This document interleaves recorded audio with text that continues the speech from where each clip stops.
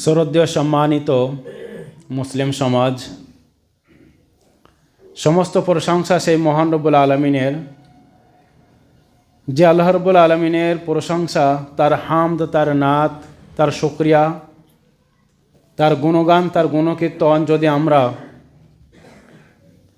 সৃষ্টির মধ্যে শ্রেষ্ঠ জীব মখলুকাত এই মানুষ একটু যদি বুদ্ধি খাটায়, তার প্রশংসা যদি করি, বুদ্ধিমানদের জন্য প্রশংসা কখনোই শেষ হবে না। যে আল্লাহ রাব্বুল আলামিন আমাদেরকে ভালোবাসেন, এই জন্যে গুনাহগুলোকে মিটিয়ে নেওয়ার জন্যে আবার একটা রমজান মাস আমাদের কাছে তিনি পাঠিয়ে দিয়েছেন। পৃথিবীতে যারা আমরা মানুষ আছি, গুনাহ করি না এমন কোনো মানুষ নেই, হতে পারে ছোট, হতে পারে বড়। গুনাহের সঙ্গে সবসময় কম বেশি প্রায় আমরা লিপ্ত আছি, উঠা বসা চলা ফেরা। যে আল্লাহ রাব্বুল আলামিনের অশেষ রহম করুণা না হলে তিনি একটা বছর পরে আবার রমজান মাস আমাদের মাঝে তিনি নিয়ে আসতেন না। যে আল্লাহ রাব্বুল আলামিন তার রহমতের দ্বারাই আমাদেরকে রমজান মাস পাইয়ে দিয়েছেন, সেই মহান রব্বুল আলামিনের শুকরিয়া স্বরূপ আমরা সকলে একবার উচ্চস্বরে বলি আলহামদুলিল্লাহ। তারপরে পরে দরুদ ও সালাম ঝরে পড়ুক আমার নবী, আপনার নবী, সারা বিশ্বের নবী, যে বিশ্ববিখ্যাত মনীষী এই উম্মাতের জন্য অক্লান্ত পরিশ্রম করেছিলেন, যিনি চাইলে পৃথিবীতে সুখের উপরে সুখ, রাজা ধীরাজ, সবচেয়ে বড় বিচারপতি, সব কিছুকে যিনি ত্যাগ করে দিয়ে ওহির বোঝা যিনি কাঁধে উঠে নিয়েছিলেন, সেই মহামানব, সারা বিশ্বের নবী, আখরি নবী হজরতে মুহাম্মদ বলুন সাল্লাল্লাহু আলাইহি সাল্লামের উপরে দরুদ ও সালাম ঝরে পড়ুক। আল্লাহুম্মা সাল্লি আলাইহি, আল্লাহুম্মা আমিন। আজকে রমজানুল মুবারক মাসের দ্বিতীয় দিন। একটু আগেই বলছিলাম যে আল্লাহর অশেষ করুণা না হলে আমাদের রমজান মাস আল্লাহ পাইয়ে দিতেন না। অনেক এমন মানুষ আছেন যাদের এক্ষুনি আমাদের ছেড়ে বিদায় নেওয়ার মতো জায়গায় ওনারা ছিলেন না, তাঁরা আমাদের কাছ থেকে বিদায় নিয়েছেন। এমন অনেক মানুষ যারা বিদায় নিয়েছেন, তাদের চেয়ে বড় ভাই, বড় বোন, বড় আরও কেউ তারা পৃথিবীতে আছেন, তিনি আগে আমাদের কাছ থেকে বিদায় নিয়েছেন, এসেছেন পরে, চলে গেছেন আগে। যে আল্লাহ রাব্বুল আলামিন আমাদেরকে এখনও উঠিয়ে নেননি, সময় দিয়েছেন। সময় থাকতে সময়কে মূল্যায়ন করতে হবে। রমজান মাস এসেছে, সময় সময় একটু পবিত্র কোরআন মাজিদের তেলাওয়াতগুলো শুনবেন। আল্লাহ রাব্বুল আলামিন পবিত্র কোরআনেই বলছেন, মুমিন তারা যখন পবিত্র কোরআন মাজিদ তেলাওয়াত শোনে তাদের অন্তরটা কাঁপে, চোখ দিয়ে পানি চলে আসে। ফজরের নামাজের সময়, নামাজের পর একটু কোরআন তেলাওয়াত শুনবেন, একাগ্র চিত্তে, শুধু হাতে ফোন থাকলে ফেসবুক, ইউটিউব, অন্য জায়গায় না গিয়ে পবিত্র কোরআন মাজিদ শুনবেন, অন্তরের ঈমান বেড়ে যাবে। রমজান মাস আমাদের কাছে আল্লাহ নিয়ে এসেছেন। আমি আবারও বলছি, আমরা ভাগ্যবান বলে আমরা রমজান মাস পেয়েছি। আমাদের চেয়ে বয়সের কম তারা চলে গেছে, তারা রমজানের মাসের মতো মাস পায়নি। এ মাসে আমাদের বেশি বেশি উচিত হবে নেকির কাজের দিকে ধাবিত হওয়া। যে কাজ করলে নেকি হয় সে কাজের দিকে বেশি বেশি অগ্রসর হওয়া এবং পূর্বের গুনাহের জন্য আল্লাহর কাছে তওবা করা, যে আল্লাহ তুমি রহমান, তুমি রহিম, আমি মানুষ, আমি জানি ভুলটা আমার করা উচিত ছিল না, তারপরও আমি করে ফেলেছি। আজকে রমজান মাস আমি পেয়েছি, রমজান মাসে তোমার কাছে দুটি হাত তুলেছি আল্লাহ, যে ভুল আমার দ্বারা হয়েছে, আমি আমার জীবন থাকতে এই ভুল আর করব না। এমনভাবে তওবা করে ফিরে আসার মাসই হচ্ছে রমজান মাস। আল্লাহ রাসূল সাল্লাল্লাহু আলাইহি সাল্লাম বলছেন, রমজান মাস পেল আর কোনো বান্দা তার গুনাহের খাতা মিটিয়ে নিতে পারল না, তার মতো অজ্ঞান মানুষ আর কে আছে?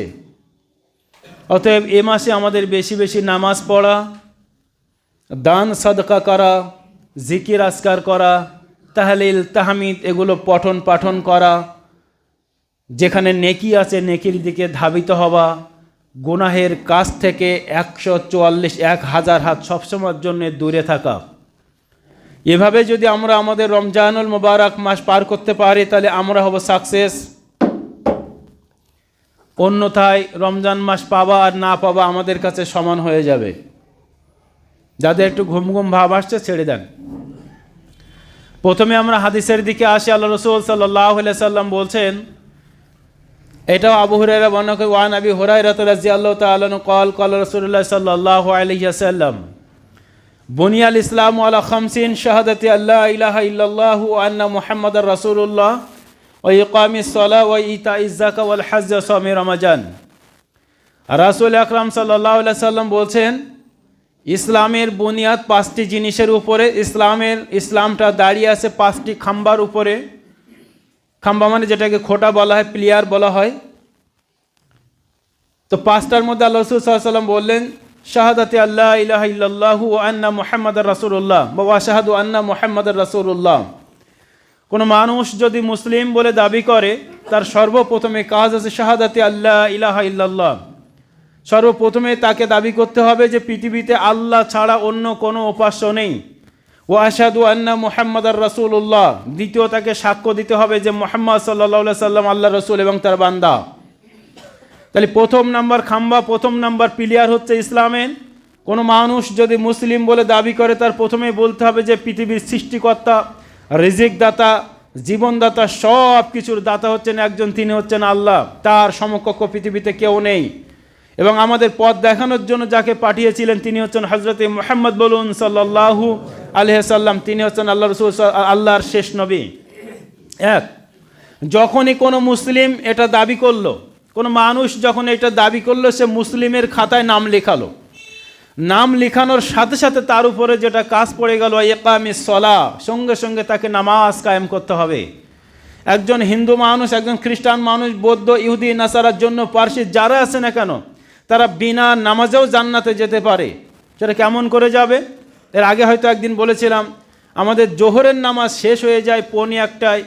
1টার সময় যদি সে মুসলিম হয়ে যায়, আর এর পরের নামাজ 3:30, আসরের নামাজ 3:30-এর আগেই যদি সে মারা যায়, এই 1টার সময় মুসলিম হলে জোহরের নামাজ তার কাজা নেই। যখনই মুসলিম হবে তার পরের ওয়াক্ত থেকে তার নামাজ ফরজ হলো। 3:30-এর সময় তার ফরজ হয়ে গেল আসরের নামাজ। 3টের সময় যদি ব্যক্তিটা কোনো কারণে স্ট্রোক করে যেভাবে হোক মারা যায়, সেই ব্যক্তিটি জান্নাতে যাবে। তার কারণ যে মুসলিম হওয়ার জন্য আগের সমস্ত গুনাহ আল্লাহ মাফ করে দেবেন, তার জীবনে একটা নামাজও সে আসেনি, অতএব সে জান্নাতে যাবে। ঠিক একই রূপভাবে আমি আপনি জন্মের পর থেকে মুসলিম হওয়ার পর থেকে যখন এটা সাক্ষ্য দিয়েছি যে আল্লাহ ছাড়া কোনো উপাস্য নেই, মুহাম্মদ সাল্লাল্লাহু আলাইহি ওয়াসাল্লাম আল্লাহর নবী, যখনই এটা বলেছি, আমাদের যখন প্রাপ্ত বয়স্ক আমরা হয়ে গেছে, 10 বছর অথবা 12 বছর বয়স যেখান থেকে হয়েছে, প্রত্যেক মুসলিমের জন্য এটা দণ্ডনীয়ভাবে একেবারেই 100% করা হয়েছে। ইকামিস সালাহ, তাকে নামাজ কায়েম করতে হবে, নামাজ পড়তে হবে। ইকামিস সালাহ, যখন সে নামাজ পড়লো, নামাজ পড়ার সাথে সাথে আল্লাহ আবার একটা তার উপর ফরজ করছে, ইতাইজ যাকাত। তুমি নামাজ পড়ার সাথে সাথে 3 নম্বর কাজ হচ্ছে তোমাকে যাকাত দিতে হবে। 3 নম্বর পিলিয়ার, 3 নম্বর স্তম্ভ হচ্ছে তোমাকে যাকাত দিতে হবে। ওয়াল হজ, 4র্থ নম্বরে বলা হয়েছে যে তোমাকে হজ করতে হবে। 5ম নম্বরে বলা হলো সাওমি রমাজান, রমজান মাস যখনই আসবে তোমাকে রোজা রাখতে হবে। আজকের আমার মূল বক্তব্যের বিষয় হচ্ছে সাওমি রমাজান, রমজান মাস আসলে আমাদেরকে রোজা রাখতে হবে।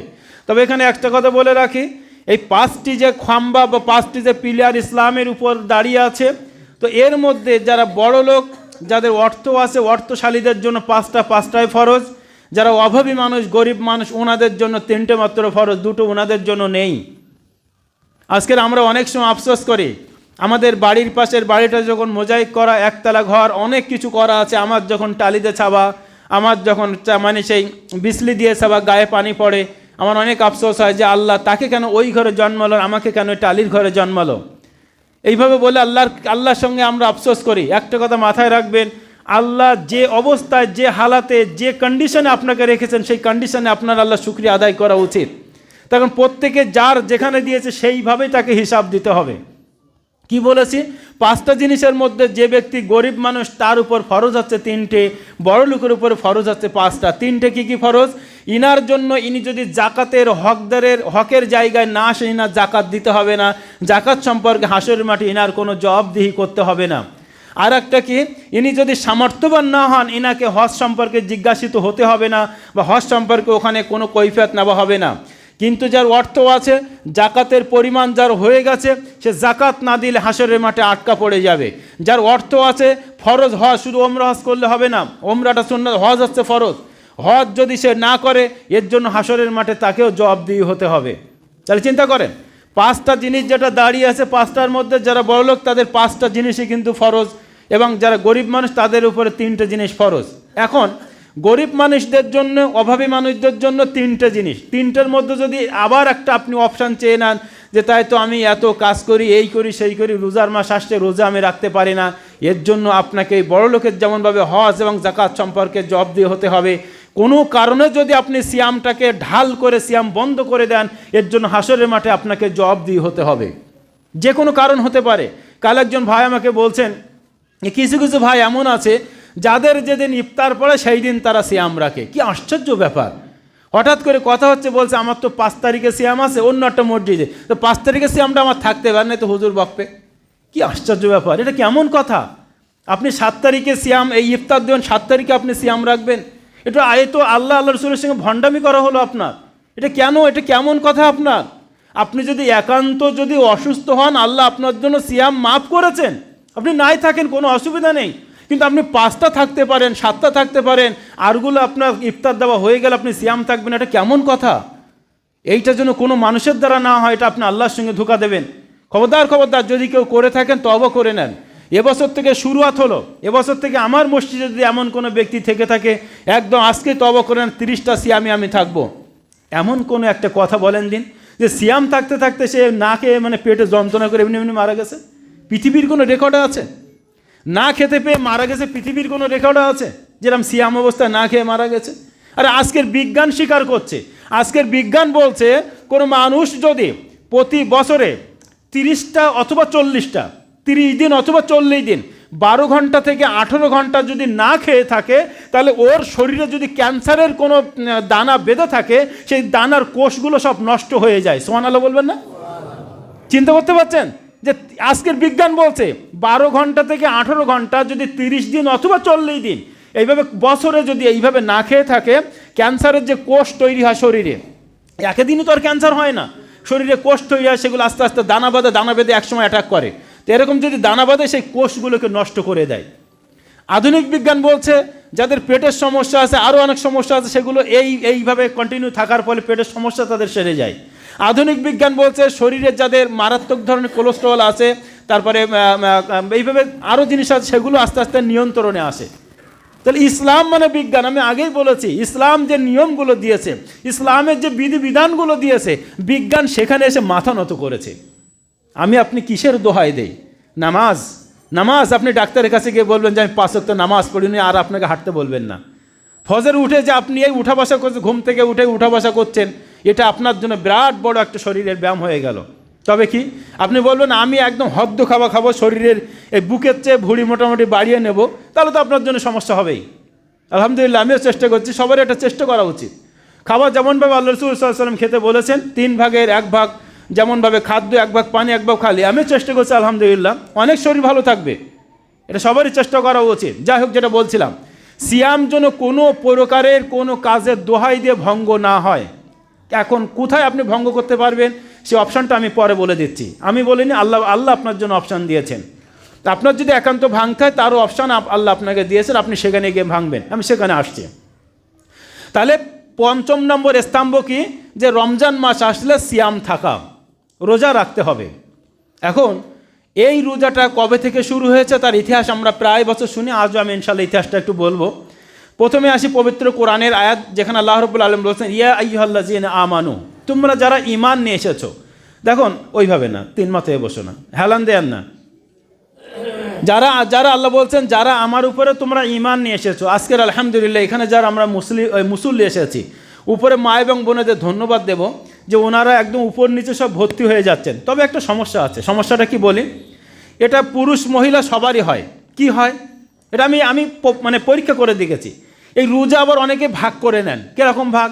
এই প্রথমে শুরু হলে 5 দিন বিরাট ভিড় হবে, এই 5 থেকে 20 পর্যন্ত আবার বিশ্রাম যায়, আবার 20 থেকে 30 পর্যন্ত আবার মোটামুটি এতে উঠি পড়ে লেগে যায়। এই কেমন সিস্টেম আছে? এই ভাগগুলো আপনার পেয়েছেন কোথায়? এরম ভাগ যদি থাকে তাহলে তো আমারও একটু সুবিধা হয়, আমিও তো ওটা বাঁচতে পারি। এই ভাগগুলো আপনারা একা করলেন কিভাবে?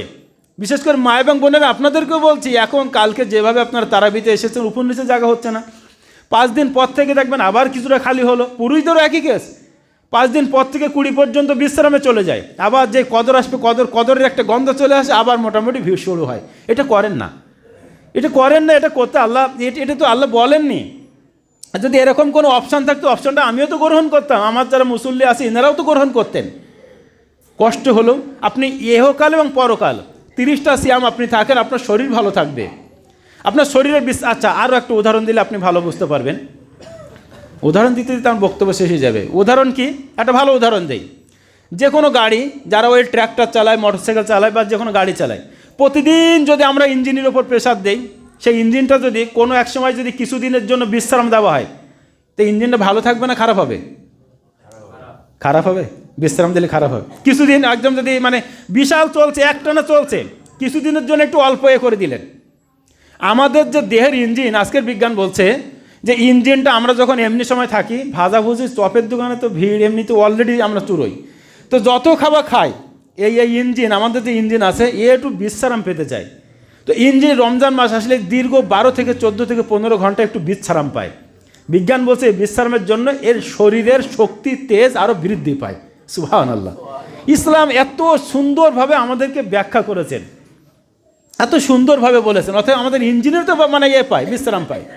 তাহলে সার্বিকভাবে সিয়াম থাকাটা ইহকাল এবং পরকাল উভয় কালের জন্য আমাদের জন্য সঠিক। আশা করছি আপনারা বুঝতে পেরেছেন। যেটা বলছিলাম, পবিত্র কোরআনে বলা হয়েছে, আইয়ুহাল্লাযিনা আমানু, তোমরা যারা আমার উপরে ঈমান নিয়ে এসেছো, আল্লাহ বলছেন, কুতিবা আলাইকুমুস সিয়াম, তোমাদের উপরে আমি রমজানের রোজাকে ফরজ করেছি। কেমন? কামা কুতিবা আলাল্লাযিনা মিন ক্বাবলিকুম, যেমনভাবে তোমাদের পূর্বে যত উম্মত এসেছিল তাদের উপরে ফরজ করেছিলাম। এর কারণটা কি? লাআল্লাকুম তাত্তাকুন, যাতে করে তোমরা মুত্তাকিন হতে পারো, পরহেজগার হতে পারো, ইমানদার হতে পারো। তাহলে আল্লাহ বললেন যে রমজানের মোবারক, আমি রমজান মাসের রোজাকে আমি তোমাদের উপরে ফরজ করলাম, যেমনভাবে পূর্ববর্তী মানুষদের উপরে ফরজ করেছিলাম। এটা করলে তোমাদের কী হবে? লাআল্লাকুম তাত্তাকুন, যাতে করে তোমরা মুত্তাকিন হতে পারো, পরহেজগার হতে পারো। আচ্ছা, পরহেজগার কেমনভাবে হওয়া যায় একটু বলি। উপরে বাচ্চারা কথা বলবে না, পরহেজগার হবার উপরে যারা পুরো বয়স্ক মানুষ আছে, আপনার থামান। পরহেজগার কেমনভাবে হওয়া যায়? পৃথিবীতে এমন অনেক কাজ আছে যে কাজের মধ্যে লৌকিকতা থাকে। লৌকিকতা জানেন তো? লোক দেখানো, সে যে কোনো কাজ হতে পারে, নামাজ হতে পারে, বিভিন্ন রকম হতে পারে, মানুষকে খেতে দেওয়া হতে পারে, একটা হতে পারে, আমি হবেই তার কোনো গ্যারান্টি নেই। কিন্তু ইল্লা সওম, রমজানের রোজা এমন একটা জিনিস, এর মধ্যে কোনো লৌকিকতা কাজ করে না, কোনো লৌকিকতা নেই। কিসের লৌকিকতা? 15 ঘন্টা সে না খেয়ে থাকবে, কাকে দেখানোর জন্য করবে? আচ্ছা, মানুষ তো পারে, আমি জানি আপনার যারা এসেছেন, এই আমরা তো প্রখর রৌদ্রের এটা আমরা কাটিয়ে আজকের এই শীতের দিকে ঢুকে যাচ্ছি, পানির পিপাসার এটা কম হবে। যতই পিপাসা আপনার লেগেছিল এর আগে বা এখনও লাগে, কোনো মানুষ সে মাঠে যখন আপনি গিয়েছেন, মাঠে তো ছোটো ছোটো ওই আপনার এই মোটরের ঘর আছে, সে ঘরের মধ্যে পৃথিবীর কোনো মানুষ নেই, কোনো ব্যক্তি কেউ কি বলবেন যে হ্যাঁ আমি ওখানে গিয়ে বেশ খানিকটা পানি খেয়েছিলাম সিয়াম অবস্থায়? কেউ খেয়েছেন? কেউ খেয়েছেন? নিশ্চয় কেউ খাননি, এটা অসম্ভব, খাবেনও না। এইটা হচ্ছে আল্লাহর তাকওয়ার সবচেয়ে বড় জিনিস, হচ্ছে এইটা। মানুষ পানির তলায় ডুব মেরেও পানি খেতে পারে, মানুষ খাবে না। ঘরের মধ্যে আমার মতো ওই যে ঘর, ওরকম ঘরের মধ্যে অনেক সময় একা থাকি, ঘরের মধ্যে বিস্কুট থাকবে, মুড়ি থাকবে, তাই এখন কেউ নেই, জ্বালাটা লাগিয়ে দিয়ে খানিকটা চুরি নিয়ে পানি খেয়ে নিলাম, ঠিক আছে, কেউ খাবো না, আমরা কেউ খাবো না। তার কারণ আমরা এতটুকু জানি আল্লাহ আমাকে দেখছেন। 2 জন ফেরেশতা এখানে আছেন, ইনার ক্যামেরা ফিট করে বসে আছেন, তাহলে সিয়ামটা থাকে একমাত্র আল্লাহর সন্তুষ্টির জন্যে। আর এই জন্যে বলছেন, যদি কোনো ব্যক্তি এই সিয়াম থাকে, এর মধ্যে কোনো লৌকিকতা নেই, এইটা থাকলে এর জন্য আল্লাহ স্পেশালি আমাদের জন্য একটা জান্নাত তৈরি করে রেখেছেন। জান্নাতের নাম কি? জান্নাতুর রাইহান। সুবহানাল্লাহ। শুধুমাত্র আমরা যারা এইভাবে সিয়াম থাকবো, আল্লাহর সন্তুষ্টির জন্য আমাদের জন্য জান্নাতের রাইহান রেখে দিয়েছেন। অর্থাৎ রমজান মাস এসেছে, কোনো ব্যক্তি যারাই আমরা আজকের আমার চোখ মোটামুটি ক্যামেরা করে নিচ্ছে, এইভাবে যেন প্রতিটা জুম্মায় প্রতিটা ওয়াক্তে যেন আমরা আসতে পারি। তাই মাগরিবের রাখতে একটু বেশি আসে, অন্য রাখতে একটু কম আসে, অন্য বিভিন্ন কাজ থাকে। আচ্ছা, ফজরের সময় কোন কাজ থাকে?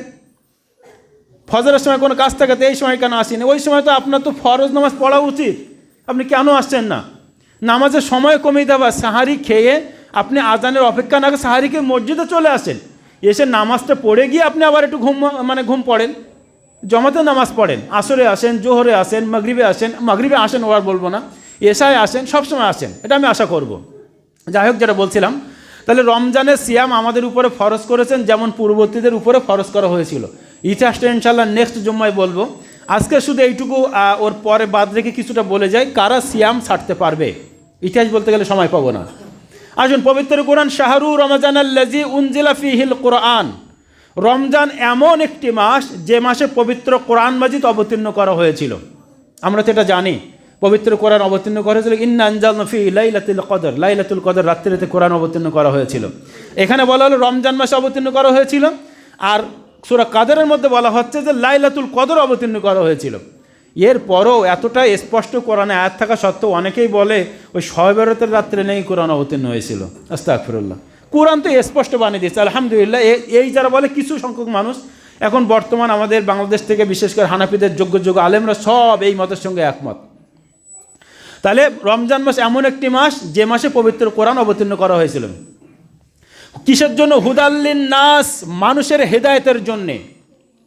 কোরআন কিসের জন্য অবতীর্ণ করা হয়েছে? মানুষের হেদায়েতের জন্য। ও বাইয়িনাতিম মিনাল হুদা, এবং সত্য পথ যাত্রীদের জন্য সুস্পষ্ট পথ নির্দেশ।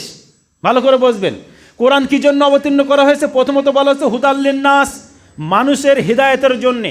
ও বাইয়িনাতিম মিনাল হুদা ওয়াল ফুরকান, যারা সত্য পথ যাত্রী তাদের জন্য সুস্পষ্ট পথ নির্দেশ হচ্ছে পবিত্র কোরআন। ওয়াল ফুরকান, এবং কি এটা সত্য এবং মিথ্যার মধ্যে পার্থক্য বিধানকারী হচ্ছে পবিত্র কোরআন। ভালো করে বোঝা, আবার একবার বলে দেই। রমজান মাসে কোরআন অবতীর্ণ করা হয়েছে, কিসের জন্য অবতীর্ণ করা হয়েছে? হুদাল্লিন নাস, মানুষের হেদায়েতের জন্যে। এখন আমার প্রশ্ন, উপরে বাচ্চা করা দেখেন দিন, আমার এখানে প্রশ্ন যে আল্লাহ বলছেন কোরআন অবতীর্ণ হয়েছে মানুষকে হেদায়েতের জন্যে, আমরা হেদায়েত পেয়েছি তো? এক। দ্বিতীয় বলা হয়েছে বাইয়িনাতিম মিনাল হুদা, সত্য পথ যাত্রীদের জন্য সুস্পষ্ট পথ নির্দেশ। আমরা যারা সঠিক পথে চলতে চাই তাদের জন্য সঠিক পথ নির্দেশ দেয় পবিত্র কোরআন। ওয়াল ফুরকান, এবং সত্য এবং মিথ্যার মধ্যে পার্থক্য বিধানকারী হচ্ছে পবিত্র কোরআন। অতএব ফামান শাহিদা মিনকুমুশ শাহরা ফালইয়াসুম, আল্লাহ তার পরপরই বলছেন অতএব তোমাদের মধ্যে যে কেউ রমজান মাসের রোজা পাবে ফালইয়াসুম, আল্লাহ এখন অর্ডার করছেন তোমরা অবশ্যই রোজা রাখবে। আমরা সেখানে এসেছে, তোমরা অবশ্যই এখানে রোজা রাখবে। ওমান কানা মারিজান আও আলা সাফারিন, এবং তারপরে বলছেন যদি তোমাদের মধ্যে কেউ অসুস্থ হয়ে যায় অথবা সফরে থাকে ফা ইদ্দাতুম মিন আইয়ামিন উখার, সেজন্য অন্য কোনো মাসে তার গণনাটা পূর্ণ করে নেয়। ইউরিদুল্লাহু বিকুমুল ইসরা, আল্লাহ আমাদের জন্য সহজ করতে চান। ওয়ালা ইউরিদু বিকুমুল উসরা, আল্লাহ আমাদের জন্য কঠিন করতে চান না। ওয়ালি তুকমিলুল ইদ্দাতা, যাতে করে আমরা গণনাটা পূর্ণ করতে পারি। ওয়ালি তুকাব্বিরুল্লাহ আলা মা হাদাকুম, এবং আল্লাহ আমাদের যে হেদায়েত দান করেছেন এর জন্য আল্লাহর আমরা তাকবীর বয়ান করব। লাআল্লাকুম তাশকুরুন, যাতে করে আমরা তার কৃতজ্ঞতা স্বীকার করতে পারি। এবার একটু ব্যাখ্যা করে শেষ করে দেবো ইনশাআল্লাহ। তাহলে পবিত্র কোরআন আমাদেরকে হেদায়েত দেওয়ার জন্য অবতীর্ণ হয়েছে। দ্বিতীয় নম্বর কথা, তার পরপরে আদেশ করলেন অতএব রমজান মাস তোমাদের মধ্যে যে পাবে সেজন্য অবশ্যই সিয়াম থাকে। তাহলে প্রথমে আদেশ করছেন রমজান মাস পেলেই তাকে রোজা রাখতে হবে, এখানে কোনো অপশান দেয়নি প্রথমে। তারপর বলছেন ফামান শাহিদা মিনকুম শাহরা ওয়ামান কানা মারিজান আও আলা সাফারিন, যদি তোমাদের মধ্যে কেউ অসুস্থ থাকে অথবা সফরে থাকে, এই দুটো অপশান আল্লাহ দিয়েছেন, অসুস্থ এবং সফর। অসুস্থ বলতে কি? দাঁত কামড়াচ্ছে। অসুস্থ বলতে কি? এমন অসুস্থ আপনার ডাক্তার আপনাকে সিয়াম থাকতে নিষেধ করছেন, আপনার মানে হাসপাতালে ভর্তি আছেন, বা এমন অসুস্থ আপনার মানে প্রতি ঘন্টায় বা 2 ঘন্টা কিছু খেতে হচ্ছে, বা এমন কোনো শক্তির ইনজেকশন দিতে হচ্ছে, মানে এমন উপায় ডাক্তার আপনাকে নিষেধ করছেন, সেখানে আপনি অবশ্যই সিয়াম ভঙ্গ করতে পারেন। এবং মুসাফির, আপনি হঠাৎ করে রমজানের আগে কোথাও ঘুরতে গিয়েছিলেন, বোম্বে হোক, দিল্লি হোক, ইউরোপে হোক, যেখানে ঘুরতে গেছেন, মুসাফির অবস্থায় আছেন, সেখানেও আপনি রমজানের রোজা ছাড়তে পারেন। তাহলে দুটো হলো, এক হচ্ছে অসুস্থ আর এক হচ্ছে সফর। তবে এর পরপরই বলছেন আও ফাইদ্দাতু মিন আইয়ামিন উখার, তার পরপরই বললেন তবে এই যে কটা তুমি রোজা ছাড়বে সেটা কিন্তু অন্য মাসে গণনাটা পূর্ণ করতে হবে। যদি আমার অসুস্থ 5 দিন থাকে, 5টা রোজা আমি ভেঙে দেবো, এই 5টা রোজা ঈদের পরে গিয়ে আমাকে কমপ্লিট করতে হবে। নিশ্চয় আমরা বুঝতে পেরেছি। এমন নয় যে আপনি অসুস্থ বলে রোজাটাই আপনার 1 বছরের জন্য মানে কন্টিনিউ হয়ে গেল, মাফ হয়ে গেল, এটা নয়। আপনার জন্য ছাড় দিয়েছেন, আপনি সফরে 5 দিন পরে বাড়িতে চলে এসেছেন, তারপর দিক থেকে আপনাকে সিয়াম থাকতে হবে। এই 5টা যে আপনি করেননি, ঈদের পরে 5টা আপনি করে দেবেন। আল্লাহ তার পরপরই বলছেন ইউরিদুল্লাহ বিকুমুল ইসরা, আল্লাহ আমাদের জন্য কঠিন করেননি, কত সুন্দর সহজ করে দিয়েছেন। আল্লাহ যদি এটাই বলতেন প্রথমে যে ফামান শাহিদা মিনকুমুশ শাহরা ফালাসুম, আমি জানি না কিছু, তোমাদের রমজান মাস আসলে রোজা রাখতে হবে, তাহলে তো কঠিন হয়েছে তো আমাদের উপরে। তা আল্লাহ এই জন্য বলেন ইউরিদুল্লাহ বিকুমুল ইসরা, আল্লাহ আমাদের জন্য সহজ করতে চান, ওয়ালা ইউরিদু বিকুমুল উসরা, আল্লাহ আমাদের জন্য কঠিন করতে চান না। ওয়ালি তুকমিলুল ইদ্দাতা, যাতে করে আমরা 30টা গণনা পূর্ণ করতে পারি। কত সুন্দরভাবে আল্লাহ আমাদের মাঝে সাজিয়ে দিলেন। আল্লাহ এটা বলেনি যে তুমি 5টা থাকবে, 15টা মিস দেবে, তারপরে 20 থেকে 30টা থাকবে। আল্লাহ এটা বলেনি তোমার 5টার দিন তোমার ইফতার আছে, ওই দিন থেকে তুমি আবার বন্ধ হয়ে যাবে। এটা ভুল হচ্ছে, আল্লাহর সঙ্গে ধোঁকা দেওয়া হয়। খবরদার এমনটার জন্য না করি। আমি জানি আপনি অনেক কাজ করেন, অনেক কষ্ট করেন, তারপরেও যদি আপনি দৃঢ়তার সঙ্গে রাখেন যে সিয়াম রেখেছি, এটা ভালো, কোনো ব্যাপার নেই, অসুবিধা কী আছে, দুনিয়ায় আমার শরীরও ভালো থাকবে, আখেরাতেও ভালো থাকবো, ব্যাস এতটুকু আপনি ভেবে নেবেন, দেখবেন সিয়াম আপনার কিছুই হবে না। আর সিয়াম থেকে যদি দুপুরে আসলি যে দুপুরে এই সময় ভাত খাতা, আপনি এই যে গোস্ত রান্না আছে কী করি না করি, এ মনে মনে টানলি তো আপনার গেল। আপনি সব কিছু বাদ দিয়ে আপনি সিয়াম আসেন, রোজায় আছেন আপনি, ব্যাস এতটুকু। আল্লাহ ফেরেশতাদের ডেকে দেখান কখন জানেন?